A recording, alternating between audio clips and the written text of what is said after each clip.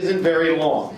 And so let me just kind of summarize some things real quick. First of all, I've met lots of you up and down the state, especially over this last year, in CRA units that I visited, or central committees, or tea parties. And it's been a pleasure to get to know many of you as I've been able to travel the state. I am a candidate for the Board of Equalization number 2. Now let me just be real clear and explain here. It isn't the whole state. It's about 70% of the land area of the state. But in this particular environment here at CRA, the whole convention gets to vote on the endorsement. So even though you may not be in that BOE2 district, you get to vote on the endorsement tomorrow. That's why I'm here, and that's what I'm asking for, your endorsement for that seat.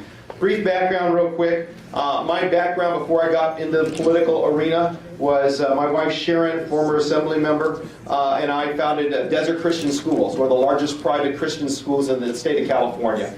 I still serve as the chairman of the board. Sharon's on the board, has about 2,000 students in it. It's a wonderful, wonderful work and ministry. During that time, about 20 years ago, we kind of got involved politically. My first group to get involved politically was the CRA, because our values aligned. It was the same kind of things that I held important in my Christian school that I felt we needed to do in our political life. And so I got involved in that role over 20 years ago as a family values activist during that time, and had a couple of organizations. Ran for city council in Lancaster, was elected, ran for state assembly, was elected, and then had 2 years out. Sharon actually followed me in the state assembly. And then I took 2 years off and then ran for the state senate and was elected where I currently serve. I think my record speaks pretty clear in regards to my tax issues. And that is, I was one of the 2 senators that voted no on 1A when it was before the legislature. Those are the kinds of things.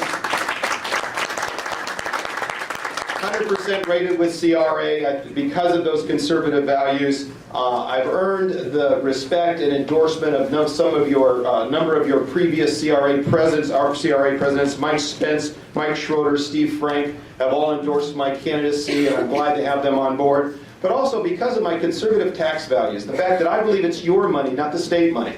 And when we take your money away from you, we take your liberties away from you. And that's what I want to do, to fight for your liberties and your tax dollars to stay in your pocket. Because you know what? You make better decisions than the state does. And that's what I want to continue to do.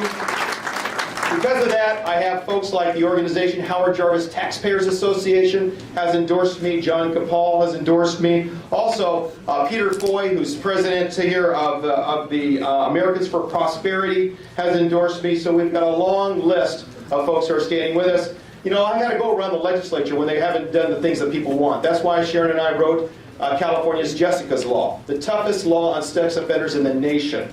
And we're glad to have that passed by over 70%. I had to fight the legislature on a simple thing called the Amber Alert. Now has rescued over 200 children because of our effective use of the Amber Alert. The legislature didn't want to pass that. It took the death of Samantha Runyon for us to get their attention, but finally they did, and now we have children that are saved as a result of that.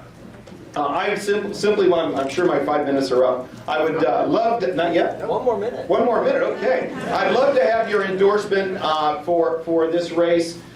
You know, I believe the issue of tax board and representation is important. California is the only state that has an elected tax board, where you actually have the ability to go to appeal to a group of peers who are elected, not some mindless, blind bureaucrat out there that you've got to figure out what they're trying to do to you. So I ask for your endorsement. I'll be around. I'm also going to share a little bit this afternoon because I have another project called Vote Safe Now. Simple idea. How about showing an Aggie when you go to vote? Thanks very much.